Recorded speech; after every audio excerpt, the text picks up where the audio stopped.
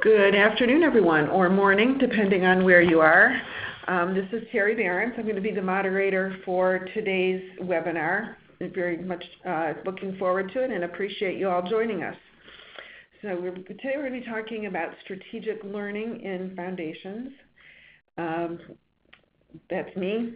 I'm the editor-in-chief of the Foundation Review and the executive director of the Johnson Center. And just before we dig into the content, I'm going to do a few housekeeping reminders. I think everybody's pretty well schooled in webinars by now, but just a quick reminder to use the chat box to send us your questions or comments at any time throughout the webinar. We'll be monitoring those and queuing up questions for our presenters. We'll have a Q&A session at the end of the presentations, and I hope we can get some good discussion going. The webinar is being recorded, and we'll be sending a link to the recording to all registered participants, along with a copy of today's slides. So you don't have to worry about taking notes for those of you who do that. All right. Today's webinar is based on the most recent issue of the Foundation Review, two of the articles in there. We have the authors of two of those articles with us today. The issue is on strategic learning in foundations, foundation learning. And then our next issue is going to be on collaborative learning, how foundations learn together with other funders, with communities, with grantees. So look forward to that coming out at the end of July. Thanks to the sponsorship of several foundations, including the Kauffman Foundation, the Moore Foundation, and the McKnight Foundation, we have this issue is available open access. Oh, I left off Walton Family Foundation. Today's guests, as I said, are both authors of articles in this issue. Matthew Carr, who's Director of Evaluation for the Ewing, Marion Kauffman Foundation, and Clare Nolan, who is co-founder of Engage R&D, will be sharing their thoughts with us. But before we get started, we want to find out a little bit about who is on the webinar with us. So I ask you to let us know what type of organization you represent. If you're a student, please select college, university, but just want to get a feel for who's here.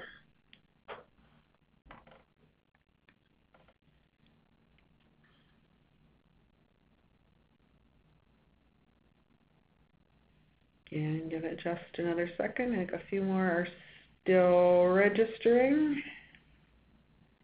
And we'll look at the results. Okay, so about half the folks on the call today represent foundations, about a quarter consultants, and college, university, and looks like probably one person, people maybe representing nonprofits or community-based organizations. So heavily slanted towards foundations.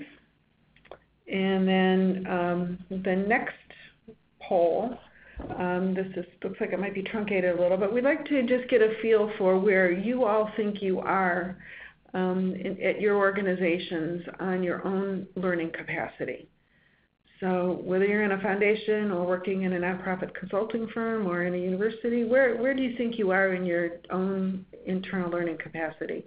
So ranging from not even doing it, no learning efforts underway, all the way up to you feel like you have a really solid, ideal learning system in place.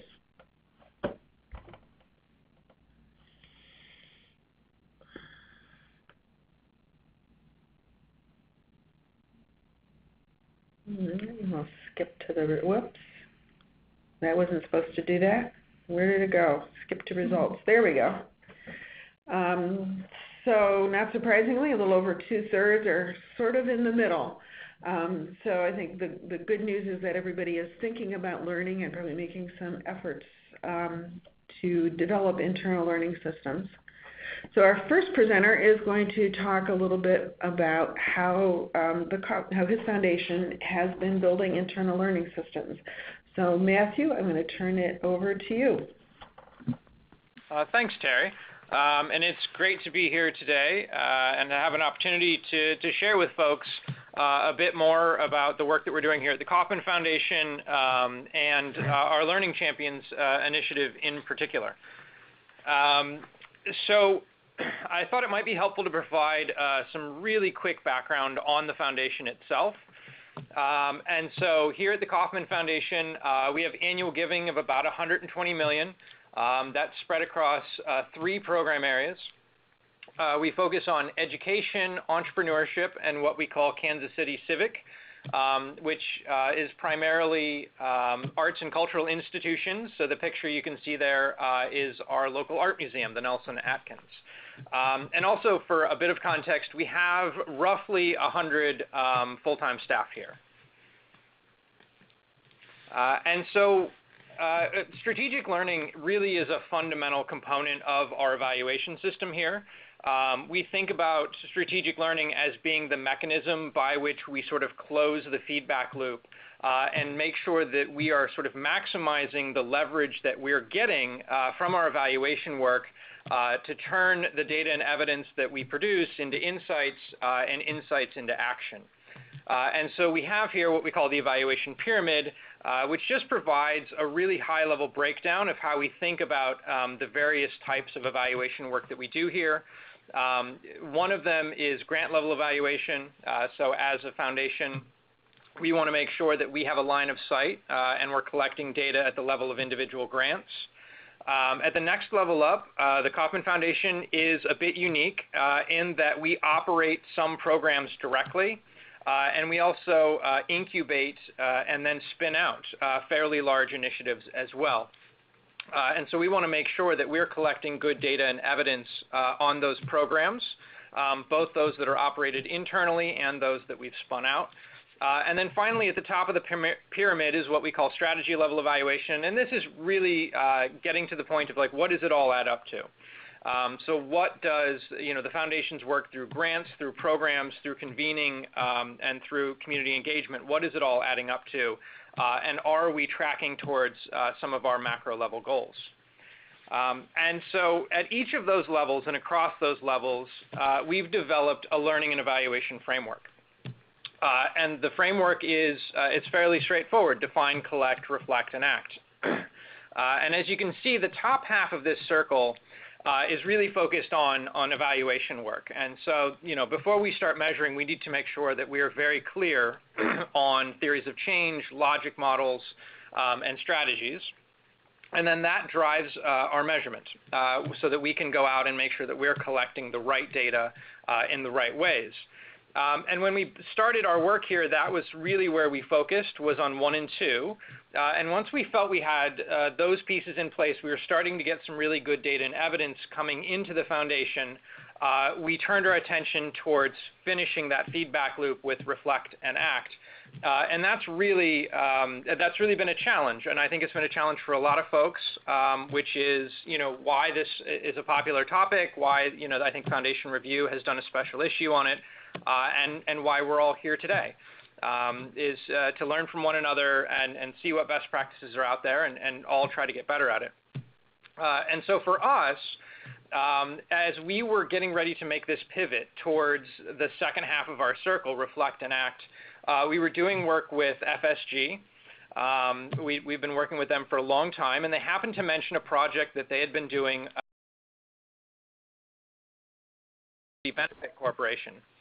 And it was called Learning Champions. And so they connected us to Pam, and she shared with us the model and was kind enough to let us sort of borrow it and adapt it to the work that we were doing here at the Kauffman Foundation. And so I want to make sure that I'm giving sort of all due credit to both FSG and to Pam and the wonderful work that they've done there that we've based our work on here.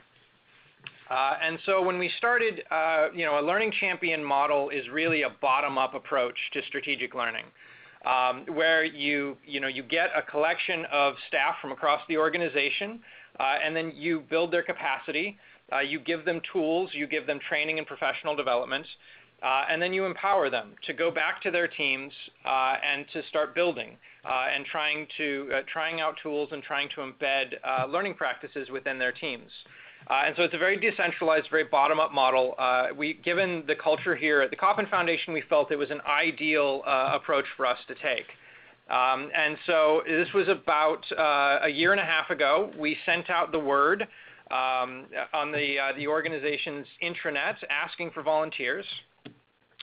We got quite a few. So again, like I said, we have about 100 staff, and we have 18 folks pictured here who signed up and agreed to participate in this new initiative that was still fairly undefined at the time.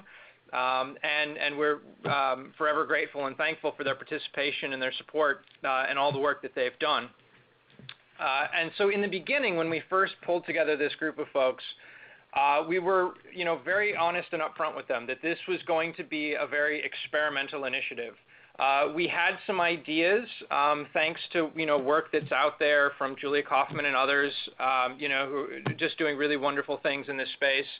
And also, I was lucky enough to participate in the Fourth Quadrant Partners program and spent a year doing some that particular program.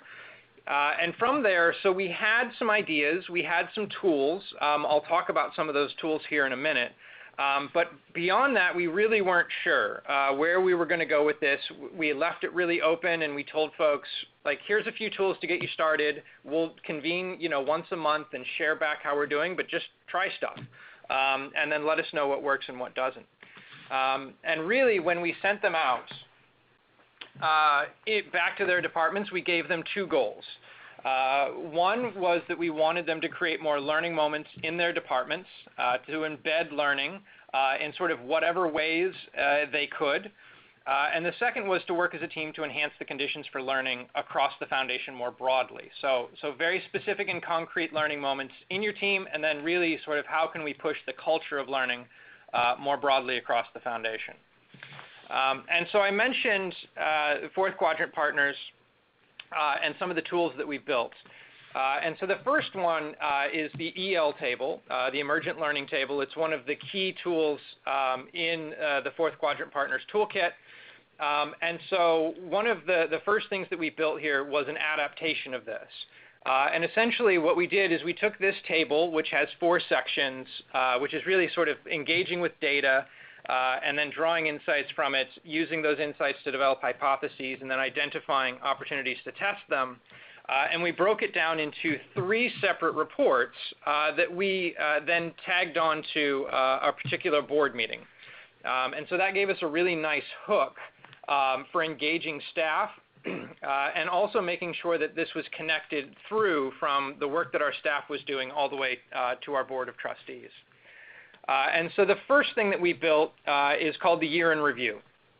And so this is really about that data and story piece that is in the lower left-hand corner of the EL table. And here, what we wanted to do was highlight some key metrics, some key data points, along with a little bit of narrative context to really sort of set the stage and focus the reader on a small number of evidence-based points that we wanted them to then use to drive towards insights. And that leads to the second document, which was our learning report. This is our internal learning report. So staff in each of the program area strategies then used the year in review and those data points to drive towards lessons. And what we looked for were very specific, concrete, and actionable lessons that could then be used to define course corrections or strategy shifts moving forward. And then finally, that leads to the program plan, which is where they establish, like, what are the things that they want, the priorities for the following year, highlighting places where the strategies are going to shift or course corrections are expected to be made. So that was how we used the EL table as a set of tools and documents to really sort of bring staff around some learning practices. And doing so in a way that was part of the normal process of board document creation, so that it didn't hopefully feel like extra work that had been added on top. The second tool that I wanted to talk about is the BARaar, the before action review and the after action review. Folks are pretty familiar with this. we adapted this into a blue card, which you can see here. We then made a whole bunch of these cards. We laminated them. We handed them to the learning champions. We handed them out to staff more generally. And I'm highlighting this because it really was one of our early wins, and I think one of our most significant wins was just sort of getting this document and these questions into the flow of conversation of the foundation more generally. Just getting folks before a project to ask the question of what have we learned from previous situations that we could apply here, or having folks wanting to do a debrief and ask a few of these questions after a project or an event has ended. It really took root and I thought gave us a lot of early momentum that has allowed us to really build on that in the months since. And then finally, we also had a learning report that we did for our grantees. So in our final grant reports, we ask our grantees to report their lessons learned to us. And some of the feedback that we've gotten from our grantees is they felt like no one was reading them. They felt like it wasn't really worth the time that they were putting in to produce them. And so we wanted to make sure that they knew we were reading them, that we found value in them. And so these are available on our website. We have 2 of them now, the 2017-2018 versions, where we go through all of those final reports, and then we look for themes, and we synthesize it, and we try to highlight 4 or 5 of the top themes that we see across the grants, across our grantees as they report to us. And I think it's an important point both for grantees and for internal staff, is if you want to embed strategic learning, you've really got to show value for the effort. It's really, staff are busy, they have other priorities, and so you really need to make sure that value proposition is being carried all the way through. And so like I said, we've been at this for a year and a half now. We had Hallie Preskel come. She's done 2 workshops with our learning champions now, helping to build their skills around facilitating group learning. These have been tremendously helpful, and I highly recommend the report that they produced on this. As I mentioned, we had our first annual learning report from our grantees. And then we also had learning champions working with their teams, going through these facilitated engagements, and lots of whiteboarding, lots of sticky notes, lots of just sort of getting people around the table to talk about these things. We also gave them some swag. So this is the Learning Champions mug. So folks know who the Learning Champions are. They can identify them when they're in the building. Lots more Post-it notes and whiteboarding. This is Jim, one of our Learning Champions, proudly with his mug. We have another learning champion showing off the BARaar card in a meeting. And then finally, we have a couple of staff who are digging into some evaluation reports, again, utilizing the blue card that you can see there in the foreground. And so to wrap up, what's next for us as we think about what the Learning Champions Initiative looks like moving forward? We've been developing a complementary top-down strategy for our leadership. One of our key lessons that we've learned from the process of this initiative is that the bottom-up strategy is effective. There's a lot of good it can do, and it can move the ball really far. But at the end of the day, I don't think it can be as successful as we'd like it to unless we also have a refined and structured strategy for our foundation leadership to also support this work. And so that's what we're developing. We also finally gave the Learning Champions a job description. So after a year, we felt like we'd learned enough and kind of gotten a good sense of what the role ought to be to give them more clarity, which they were asking for, and I think has really helped to drive their focus in this, what we're calling 2.0 this year. We are also, each learning champion this year is coming up with a plan for how they plan to embed tools into existing department processes. Julia Kauffman has a wonderful piece on, it's a 5 a day, I think, practices for embedding learning, and that's influenced these plans greatly. And then finally, or next to last, we're doing FailFest. So one of the other things we've learned here is that some of the best lessons come from failure. And it's really hard to talk about failure, just culturally and sort of human nature. We don't like to share our failures or the things that we do that come up short. And so we've worked really hard through FailFest and some other means to try and shift that culture and to create a safe space for people to talk about failure, which we hope will then lead to even better lessons. And then lastly, what we've done is created monthly meetings with the Learning Champions where we rotate between providing them with professional development and providing them with opportunities to build that community of practice. And at the end of this year, we will reflect again and we'll refine and move forward with version 3.0 in 2020. Okay, great. Thank you, Matthew. We had a couple questions come in. I'm going to go ahead and pose right now. We have more time for discussion at the end, but these are more maybe a little bit more about just more fleshing out how this process worked. First, can you tell us a little bit more about what you've learned about what makes an effective learning champion? Where are they positioned in the organization? Does that make a difference? How do they deal with maybe a direct supervisor who might not be interested in their work? Any light you can shed on that?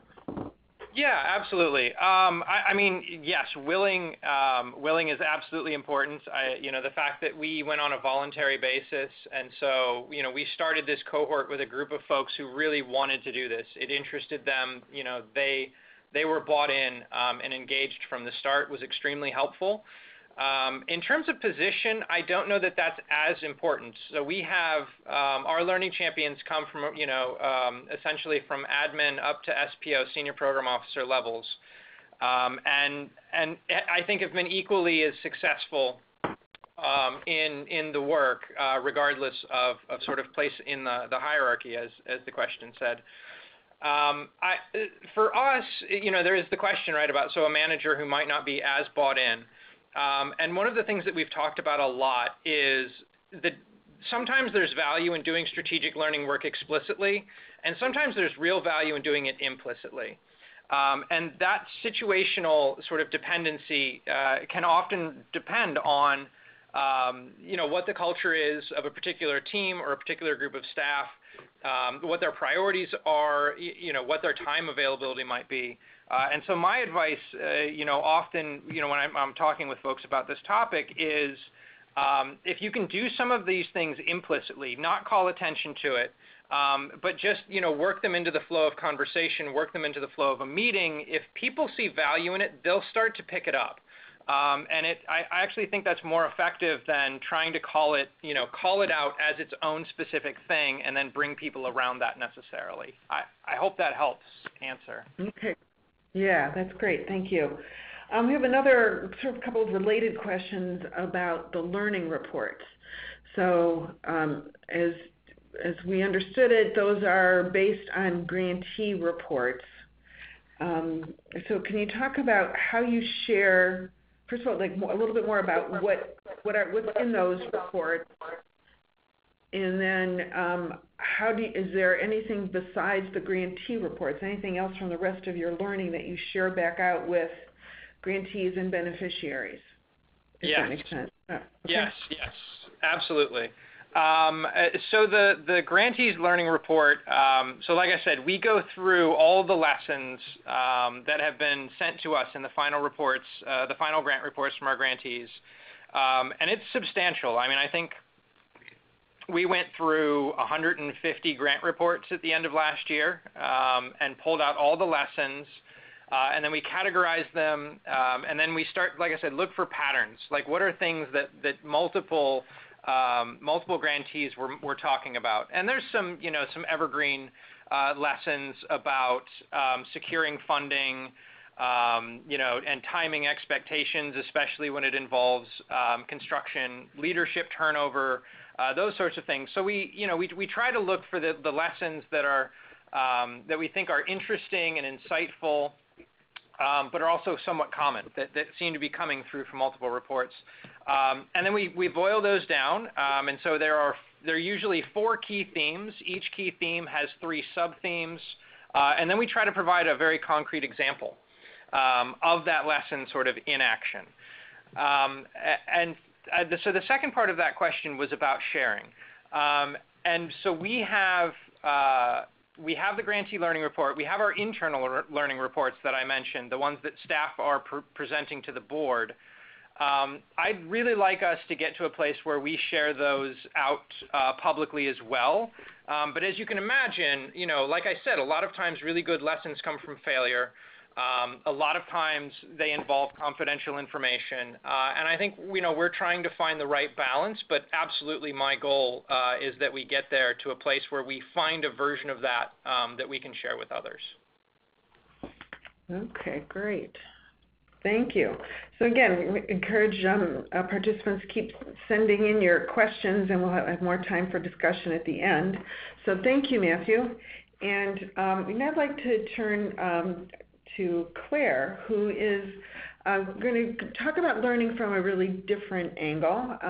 Clare is leading a foundation evaluator affinity network, and is going to share a little bit about how evaluators really can support foundation learning. So Clare, to you. Thank you, Teri, and also Matthew. I'm very excited to be here today to share an overview of the article that I wrote with my colleague Meg Long of Equal Measure and Deborah Joy Perez at Simmons University. It focuses on the role of external evaluators in supporting foundation learning. And before doing that, I just wanted to briefly share a bit of background about why we care so much about this topic.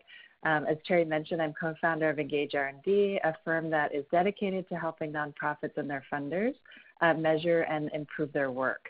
And our founding was inspired by the belief that creating social change requires more than just good data, but also bringing together your stakeholders and looking at ideas from the field, from similar places and folks that are trying to solve similar challenges.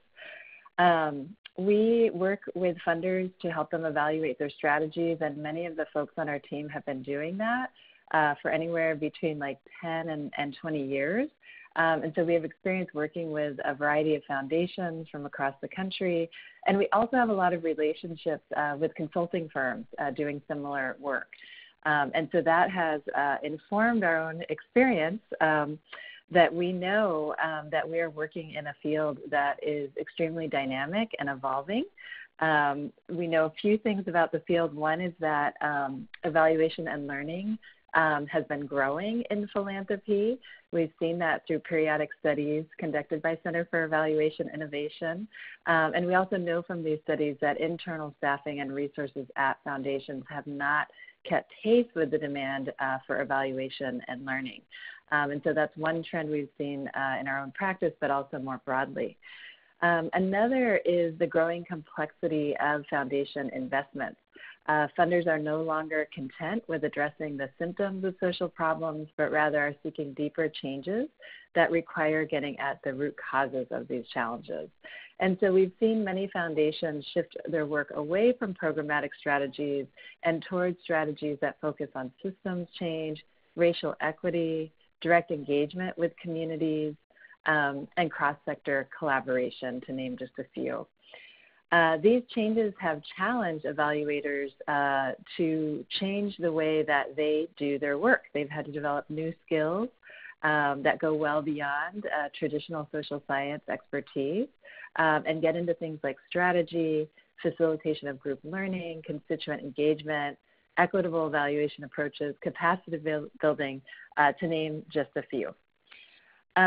Within this context, external evaluators have come to play a really important role, offsetting the request for internal functions to support learning and evaluation and helping to meet these many varied and at times complex demands.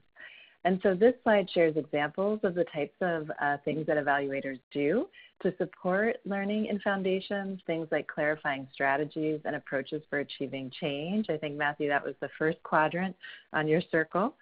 Gathering data, assessing progress and impact, and then bringing stakeholders together to distill lessons from that and the implications for funding and strategy.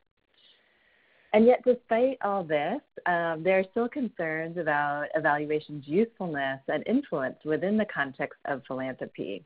And we saw that really clearly in the study that CEI, Center for Evaluation Innovation, and Center for Effective Philanthropy published in 2016. And there are some really good questions that came out of that. To what extent is evaluation producing action-oriented recommendations that help funders to be more effective? To what extent is it generating information that grantees can use to improve their work? And how is it providing insights that can inform the social sector more broadly? And so as evaluators and working with Deborah Joy Perez, we began to ask, are evaluators' roles prescribed in ways that inhibit broader social impact? And are there ways that clients might move away from a contracting relationship to one where the partnership between an external evaluator and folks internal to a foundation, where that evaluator was viewed as a conduit for learning and a critical actor in the social sector ecosystem? And really just how could we work better together to deepen the impact evaluation and learning has on philanthropic practice? So with some initial funding from the Gordon and Betty Moore Foundation, we launched a dialogue to explore these questions. We started with a small group of 27 leaders of small and mid-sized evaluation firms and foundations with a strong commitment to evaluation and learning. And we wanted to test the salience of some key issues that my colleague Meg and I had identified. And so that first meeting was held alongside Grantmakers for Effective Organizations Learning Conference in 2017. And it basically really affirmed the resonance of these issues among a fairly diverse group of participants. And really this need that we could accomplish more by working together than working independently in order to build shared capacity of philanthropic evaluators. Since that first meeting in 2017, more than 250 people have joined what we now call the Funder and Evaluator Affinity Network. We've held many individual conversations, as this slide shows, and several large group convenings at the American Evaluation Association and GEO to raise awareness and explore solutions to current challenges. We've also wanted to share what we're learning as we go. So we've done that through briefs as well as blog posts published by CEP, GEO, AEA, and Candid. In our Foundation Review article, we focus on 5 root causes that inhibit stronger application and resonance of evaluation and philanthropy. And these were identified through by network members through convenings. I'll briefly name them here, but then we'll go over each one in more depth. So the first root cause is that there's a dearth of professional development geared to evaluators working in philanthropy. Second, the development of and decisions about strategy are often separated from evaluation processes. Third, most evaluations have a single user focus, and that single user is the foundation commissioning it. Fourth, equity, diversity, and inclusion are a work in progress for both funders and evaluators. And finally, 5, the field lacks spaces and supports for shared learning among funders and evaluators. So let's talk about this first one. Professional development and evaluation typically falls within 3 categories: academic training, field learning opportunities, and on-the-job learning. Academic training typically focuses on methodology, divorced from the context of the work that is being evaluated, and it often focuses on fixed service delivery models rather than adaptive investment strategies. When it comes to field learning opportunities, there are very few like workshops, trainings, conferences that specifically address the role of evaluation within philanthropy. And as a result, what you see is that most small and mid-sized evaluation firms have adopted on-the-job learning and apprenticeship models.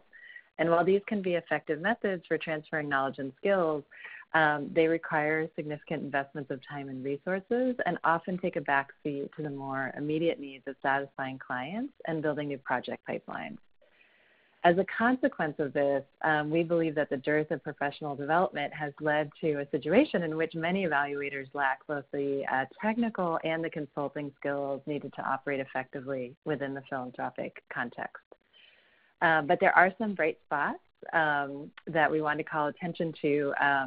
The Center for Evaluation Innovation, and Tanya, very glad to see you on the call today, has played a leading role in supporting the development of foundation evaluation and learning capacity, and it directs the Evaluation Roundtable, a network of foundation leaders seeking to improve how they learn about the impact of their work.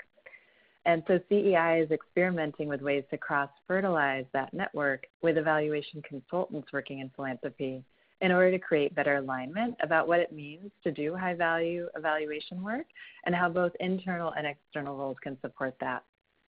Individual funders are also taking steps to support peer-to-peer learning. The Packard Foundation, for example, brings all of its evaluators together with program staff on a regular basis to talk about ways to deepen application of learning in foundation.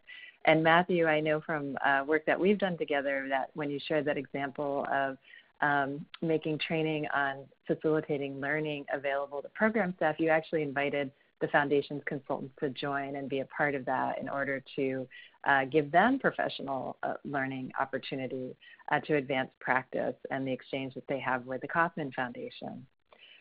Finally, individual firms are looking at ways to to accelerate staff development specific to evaluation and philanthropy through more explicit mentorship, advising, and practice discussions. The second root cause is the separation of evaluation from strategy. So too often what we see is that outcomes and impacts have been defined by board members, executive leaders, staff, and external strategy consultants before evaluators join the discussion. And what this happens often is that foundations may have inappropriate expectations for what can and should be measured, and that often leads to disappointment in the results and limited application of findings. While some evaluators are moving toward more developmental approaches that inform strategies as they unfold, too often products are untimely, laden with jargon, or ill-suited for action.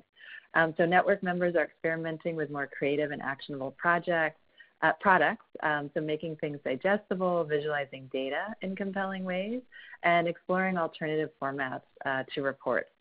I'm not sure how many of you have seen this, but ORS Impact has a great video out right now about defensive advocacy and how to evaluate that takes a concept that is often not well understood or appreciated and really makes it and the methodology very approachable.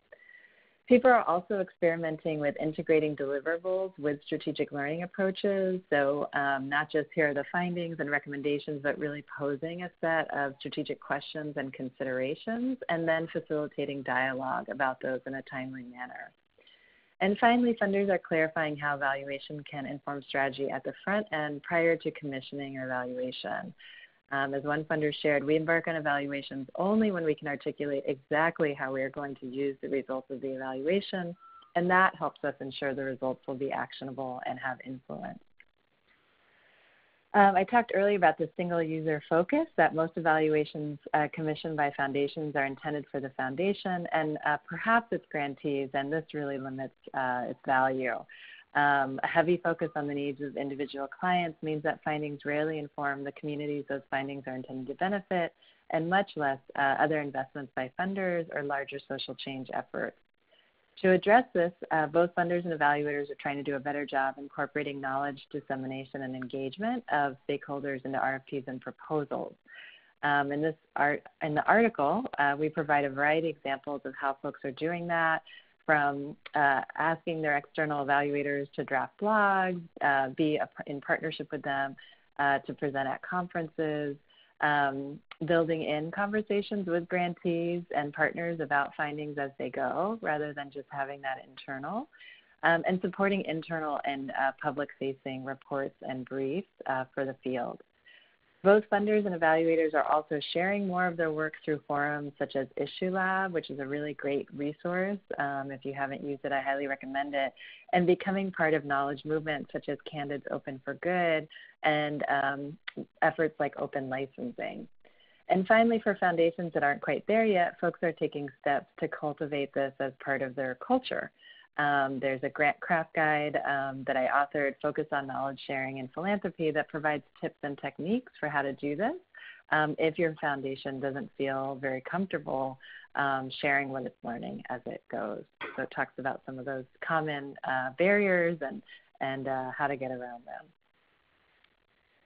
The fourth root cause is just the notion that with regard to diversity, equity, and inclusion, we see a field that is very much grappling with how foundations and evaluators can promote equity, given our history and our current socio-political context.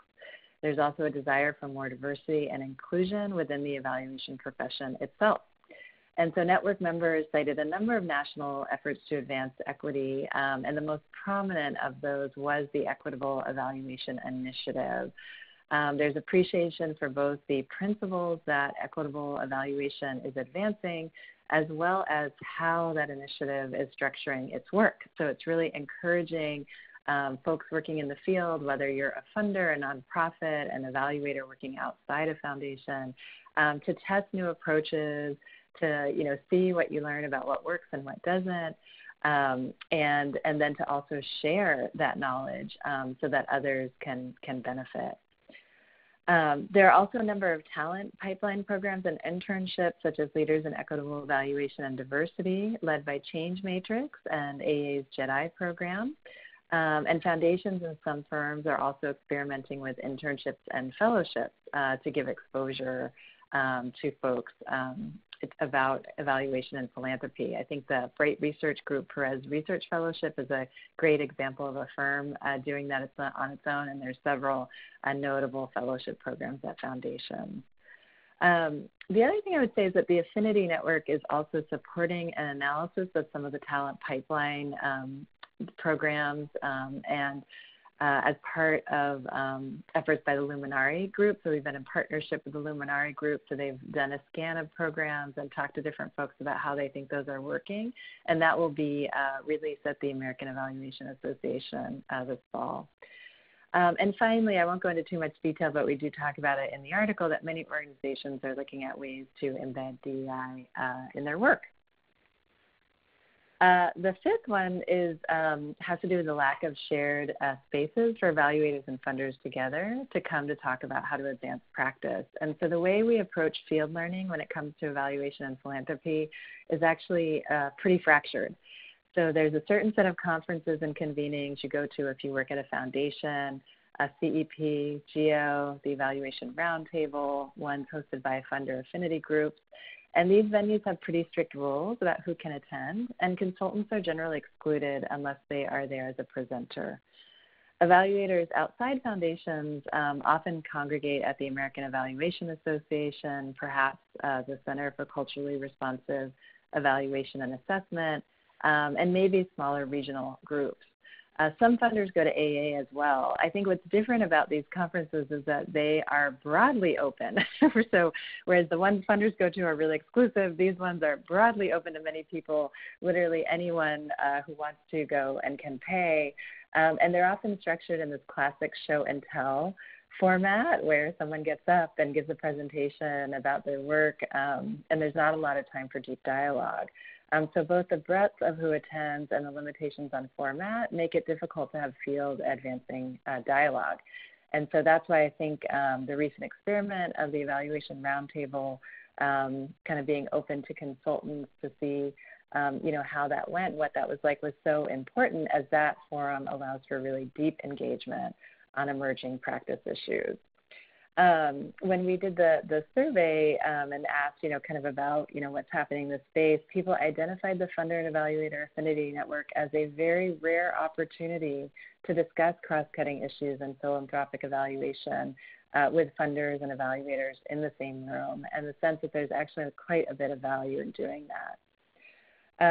Aside from those intentionally designed convenings, individual firms are establishing formal partnerships. They're also have informal knowledge exchanges, and those are, I think there's been more and more of that happening, partly, I think, driven by some of the affinity network and relationship building that's occurred because of that. In terms of what's next, we are launching 5 action teams to deepen momentum and promote the adoption of some of the strategies and solutions that this article talks about. I want to acknowledge my colleague Pilar Mendoza, who's on the call today, who is really driving force and project managing the Affinity Network and supporting the launch of these. As I mentioned, Luminari Group will release their analysis Center for Evaluation Innovation will be sharing research insights from its evaluation roundtable experiment. And just in general, we want to continue to move toward a relationship that recognizes consultants as essential partners in the social sector ecosystem. Included a slide with all of our wonderful funders that we're very grateful to for supporting this effort, including the Kauffman Foundation. And so, Teri, I'll turn it back to you. Great, thanks, Claire. Some really great thinking there about how consultants and foundation staff can work more closely together. I'd like to again, encourage participants to send in your questions. We have a couple here pending, but first I wanted to ask each of you to kind of respond to each other's presentation. So Matthew, if you could talk a little bit about how consultants can or do support the internal learning processes that you just talked about. And then Claire, I'll ask you to talk about how you see the relationship between the work that you're doing, the work that consultants do, and the internal learning work of foundations, such as Matthew described. So Matthew, I ask you if you could go first and talk a little bit about how you see the role of consultants. Absolutely, and I think they play a critical role in this work. They certainly have in the work that we've done here at Kauffman. I mentioned that the model itself of the learning champions is something that we discovered through our partnership with a consulting firm, FSG. It is through consulting firms that we've been able to bring in professional development for the cohort. We've had Julia Kauffman here, we've had Hallie Preskel here, and it's by having the ability to bring in that expertise, who can share their knowledge, share some skill building with our staff has been hugely important. And then I think I can answer actually one of the questions in the box here as well. About how did we bring leadership in to design a strategy for them, and the answer is through a third-party consultant.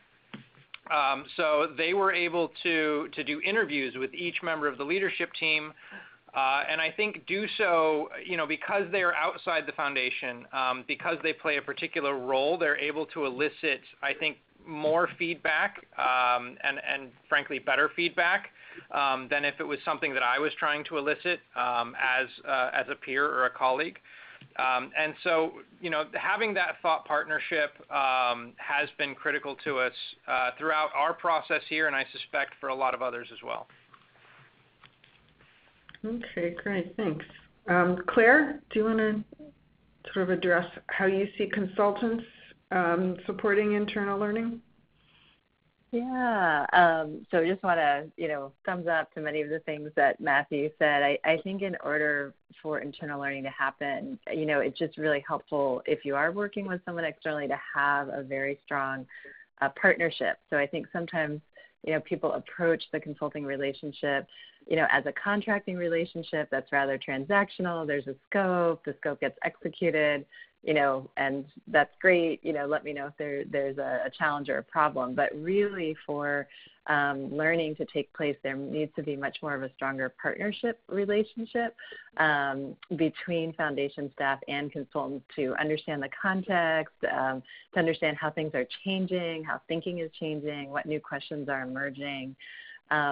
And so that partnership is really critical. And then I think we're also promoting through the Affinity network that there also needs to be like a field level partnership, right? So, having kind of these isolated, forums in which, field discussions take place where evaluators aren't, included really doesn't enable practice to move forward in the ways that would really help drive and support stronger resonance in philanthropy more broadly. Okay, great, thanks. So, great question for you from one of our participants, from Tanya.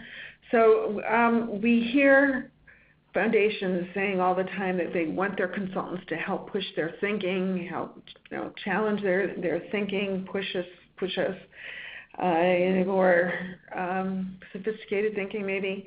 And then consultants say, we have to be very careful how we approach foundations. We can't push them too hard.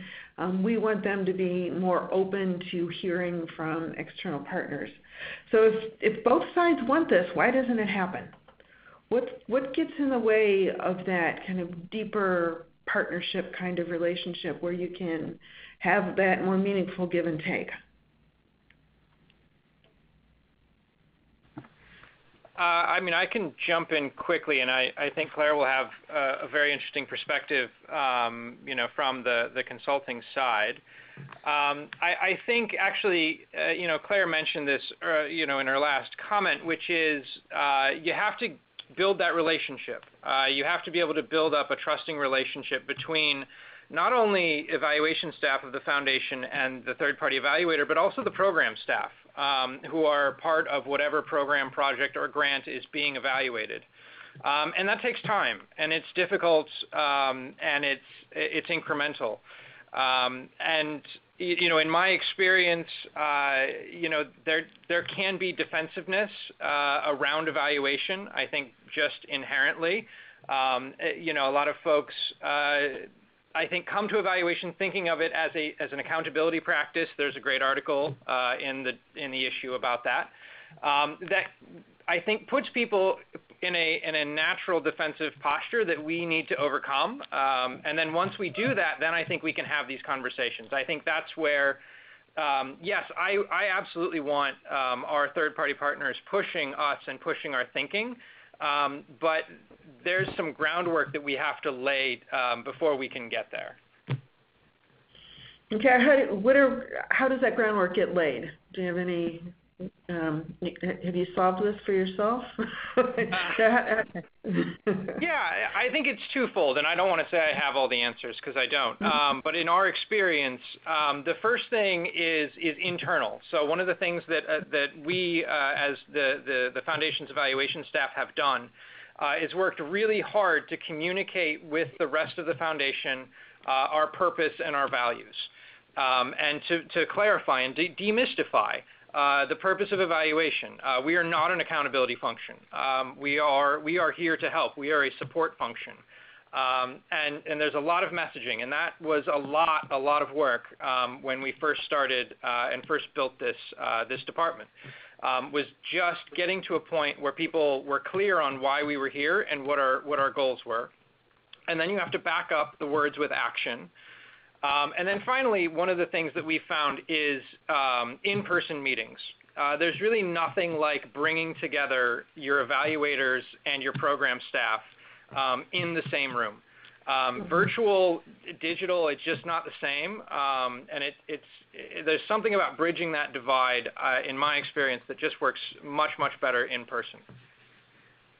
Okay, great. Claire, any thoughts about that? Yeah, I've seen this data, Tanya, and I think it's really, provocative. And I'm also curious too, like how program staff would respond different from E&L directors, because I think E&L directors are often hungry to push the program staff thinking. And I actually think program staff thinking gets pushed a lot by evaluators. So I've made that comment to Julia already. But, I definitely think relationships and trust are key to that. Like Matthew said, the foundation staff need to feel like their evaluator understands them, that they have the best intentions at heart.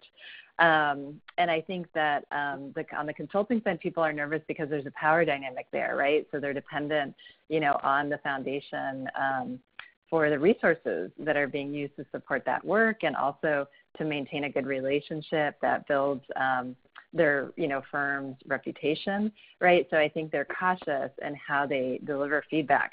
I think, another thing that is at play is that it is not very helpful to just say, here's what's working and here's what's not working, so you guys really need to think about that. And so this is where, I think coming to the table, once you've developed that relationship, also, creating spaces that allow for solutions to be surfaced, but also bringing ideas to that is really important. And that's where I go back to, if we don't have better professional development and more shared spaces for evaluators and funders to learn together, then evaluators are not going to be very good at sourcing those ideas. And so I really think that's an important part of the puzzle that we as a field need to solve. Okay, great. Thanks. We just have a few minutes left, but I want to ask one more question, because you both have alluded to this, Claire, just down in your comments, and Matthew earlier. What have you seen, what kind of learning approaches have you seen that haven't worked? So as an external evaluator, Claire, are there things that you have tried to do to support foundation learning that have been a flop? Or Matthew, from your internal perspective, what just hasn't worked? Yeah, and Matthew, I'm happy to take this one first. I think that the approaches that are, very critique focused, really don't help. People are trying to figure out how to make good things happen, and it's complex. It's not always easy or straightforward. But I think another thing that I've seen that is really challenging is not taking into account what people want to learn about and what the questions and decisions that they have that are on their plate. And so I'll give you an example of an engagement we're in right now where they want to do a series of, a foundation wants to do a series of strategic learning sessions for its staff. We've been hired by essentially the executives in the E&L function, and they didn't want us to interview any of the program staff about how to design those sessions in ways that would be useful to them. And it was just, it's unless you're engaging with the user about what they want, it's very hard to design, sessions that will meet those needs. So we were able to work through that. And the process of the interviews we're doing is eye-opening, and I think really going to help us design sessions that are much more responsive than if that had been defined, at the exec level and function alone. Okay, great. Matthew? Yeah, so I can speak to a personal failure on this one. So when we first got started, in the strategic learning space, we brought together staff into a series of workshops. We introduced the concepts of strategic learning. We talked a bit about what our goals were, and then we just kind of asked the question very straightforward and very simply. It's please share with us, what have you learned about your strategy? What experiences have you had that have shaped how you think about your work? And we got a lot of crickets. Staff did not know how to answer that question. And in fairness and in retrospect, it's because it's too vague, it's too broad, it's too amorphous. And so, one of the things that we learned very early on is that, staff need structure. We call them hooks. You need things to sort of hold on to. And so that's really where things like learning questions and learning plans and getting some of that structure around strategic learning is really helpful. And moves the work forward. If you're just asking people to talk about what they've learned, I think you're unlikely to get very helpful answers, and by your own probably by your own fault. The second thing I would mention that did not work very well for us, and I'm talking with others, is a general challenge, is a learning log. So I think we've gotten pretty good about sort of getting staff to talk about what they're learning and how things are lessons are applying to their work. But actually creating a knowledge management system, right? Actually finding a way to capture and store these things has been a challenge that we've not been able to figure out yet. Yeah, there was, knowledge management had its moment, right? And we were trying to create those repositories of knowledge. That's great. All right, thanks. Well, unfortunately, we are out of time. I personally could go on with this conversation all afternoon, and I think the evaluation and learning folks on this call probably could too. But so again, I want to thank both of you for the great conversation presentations today. Again, just a reminder that these articles and our two authors are represented in an issue of the Foundation Review on Foundation Learning. Again, thanks to our sponsors. This issue is open access, but if you'd like to subscribe to the Foundation Review, you can apply your registration fee for today to a subscription, and you'll see how to do that there online. Or visit the Foundation Review for more information about the journal overall. And again, thanks for joining us, and encourage you to follow the Foundation Review. If you go to Clare's article in the Foundation Review, Clare and Meg's article, you will see contact information for Clare. So if you're interested in learning more about the Funder and Evaluator Affinity Network, you can reach out to her. Okay, so that brings us to the end. Thank you, everybody, presenters and participants, and we look forward to seeing you on another webinar in the near future. Thank you, Teri. Bye, everyone. Thank you, everybody.